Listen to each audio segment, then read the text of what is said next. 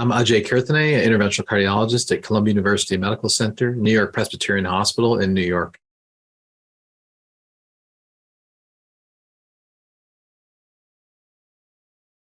What we aimed to do in RADIANCE II was to extend prior observations and to enroll a larger number of patients to demonstrate definitively that renal denervation could lower blood pressure relative to a sham.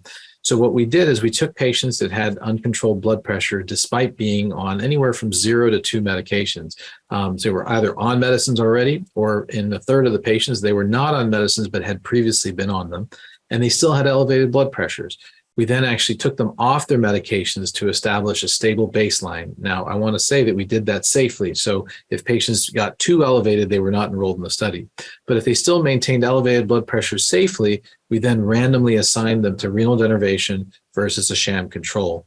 We followed them for an additional 2 months, and at 2 months, we're able to show that there was a greater reduction in blood pressure with renal denervation compared to the sham control, which was an important finding to clearly demonstrate that this could lower blood pressure.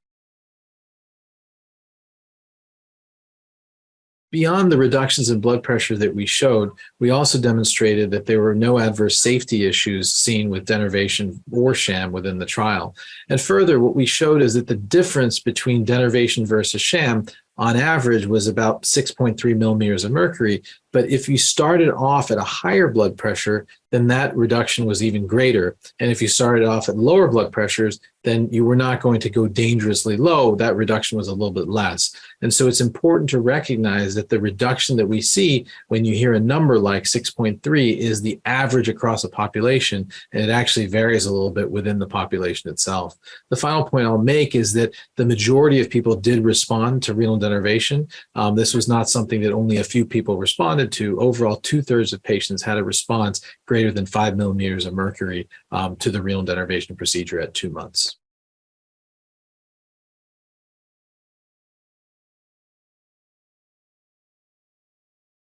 While we didn't observe any adverse safety signals, the data is preliminary just at 2 months right now. So it's definitive from the standpoint of the primary endpoint, but we obviously want to follow these patients for longer, and ultimately they'll be followed for a total of 5 years. Prior studies have shown that there's no real effect in renal function. There's no real effect in terms of causing a renal stenosis or otherwise, but we have to be vigilant to be sure that we can be confident about the safety of this procedure, not only within this study, but in previously conducted studies as well.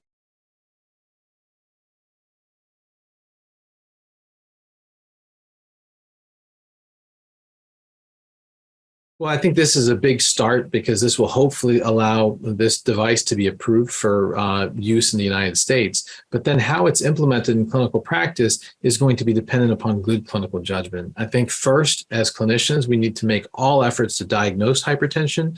Once it's diagnosed, we need to make sure we rule out secondary causes and then apply effective therapies such as lifestyle modification and medications for our patients.